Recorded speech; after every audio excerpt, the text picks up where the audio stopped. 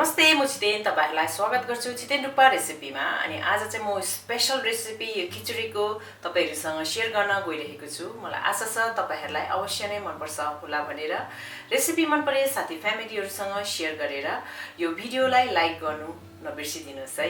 ल है त सुरु गरौँ यो खिचडी बनाउन। यो खिचडी बनाउनको लागि चाहिँ मैले मेजरिङ कपको 1 कप चामल लिएको छु। तपाईहरुले घरमा भएको सानो सानो बोलहरुबाट पनि यो मेजर गर्न सक्नुहुनेछ।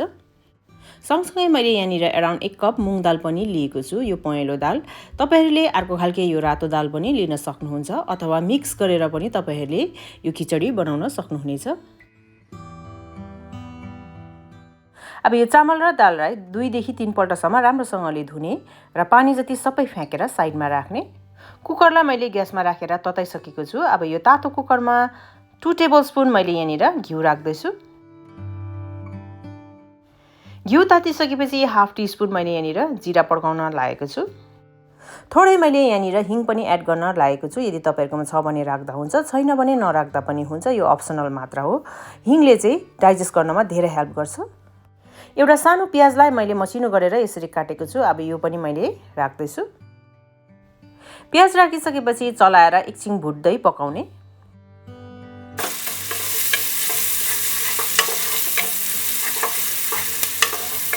प्याज पाकिसकेपछि मैले यहाँनिर 1 टेबलस्पुन अदुवा मसिनो चप गरेर काटेको राखे। सँगसँगै 1 टेबलस्पुन नै मैले यहाँनिर लसुन पनि एड गर्दै छु।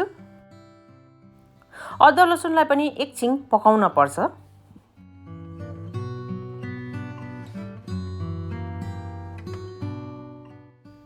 अदुवा लसुन पाकिसकेको छ। अब यहाँनिर मैले सानो एउटा टमाटर मसिनो चप गरेको एड गरे। टमाटरलाई एकपल्ट चलाएर मिक्स गरिदिने अनि कभर गरेर एकछिन पाक्नको लागि छोडिदिने।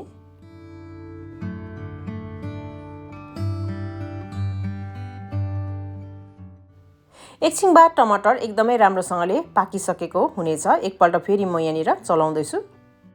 टमाटर पनि पाकिसकेको छ। यसमा हाफ टीस्पुन मैले बेसार राखे। 1 टीस्पुन धुलो खोर्सानी, पिरो खानु हुँदैन भने स्किप गर्दा हुन्छ। त्यसै गरेर हाफ टीस्पुन चाहिँ मैले यहाँनिर गरम मसला एड गर्दै छु। फेरि चलाएर भुट्दै यो मसलालाई पकाउने।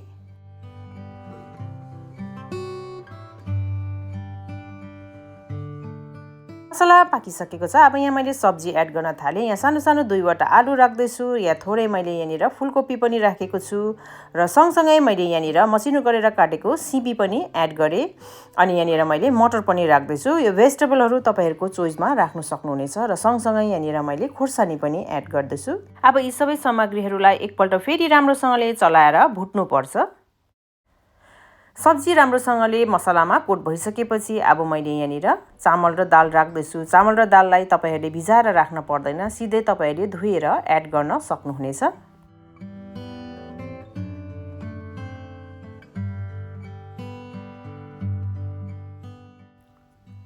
अब चामल दाललाई पनि एकपल्ट राम्रोसँगले चलाएर मिक्स गर्ने। राम्रोसँगले मिक्स भइसकेपछि मैले यहाँनिर पानी एड गर्दै छु। पानी चाहिँ तपाईहरुले जुन चाहिँ कप अथवा बोलले चामल दाल मेजर गर्नुहुन्छ त्यसको नै तपाईहरुले मेजर गरेर 5 देखि 6 कप एड गर्न सक्नुहुनेछ। खिचडी बनाउँदा पानी पहिला जहिले पनि धेरै बेसी राख्न हुँदैन। बरु पानी कम्ती भए तपाईहरुले पछि एड गर्न सक्नुहुनेछ। तर पानी बेसी तपाईहरुले पहिला नै एड गर्नुभयो भने यो खोले हुनेछ। त्यही भएर पानी तपाईहरुले ठिक्कै मेजर गरेर एड गर्नुहोला। अन्तमा मैले यहाँनिर स्वाद अनुसार नुन राखे। नुन राखिसकेपछि अन्तमा फेरि एकपल्ट मैले यहाँनिर चलाएर मिक्स गर्दै छु। कभर गरेर 2 देखि 3 सिटी लगाउनु भयो भने खिचडी राम्रोसँगले पाकेर रेडी हुनेछ।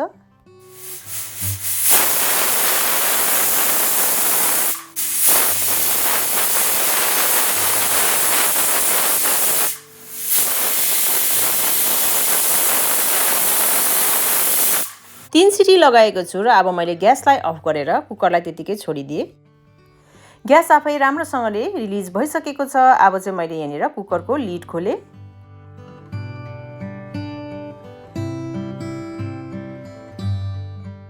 ल हेर्नुहोस् त खिचडी पर्फेक्टली पाकेर रेडी भएको छ। कतिजनालाई ड्राई मनपर्छ, कतिलाई अलिकति गिलो गिलो खालको खिचडी मनपर्छ। यदि ड्राई मनपर्छ भने यो पर्फेक्ट भएको छ। तपाईँहरूले पानी पनि थप्नु पर्दैन, एकदमै राम्रोसँगले पाकेर रेडी भएको छ।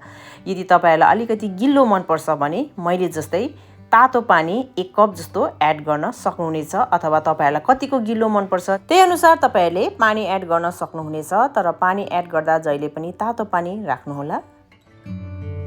खिचडी मिक्स गर्दाखेरि हल्का हातले गर्नुपर्छ, नभए खिचडी मिक्स भएर खोले हुनेछ। ल हेर्नुहोस् त कति मजाले सब्जी र भात मजाले छुट्टिएको छ र यो तातो तातो खिचडी खानको लागि अब रेडी छ। इन्जोय गर्नुहोला। कस्तो लाग्यो आजको मेरो यो रेसिपी कमेन्ट गर्नु चाहिँ नबिर्सिदिनुहोस्।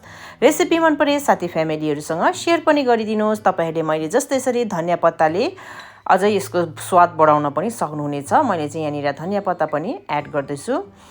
यदि तपाईँहरू मेरो च्यानलमा नयाँ हुनुहुन्छ भने प्लिज यो छितेन डुक्पा रेसिपीलाई सब्सक्राइब पनि गरिदिनुहोस्। Thank you so much for watching. Bye by.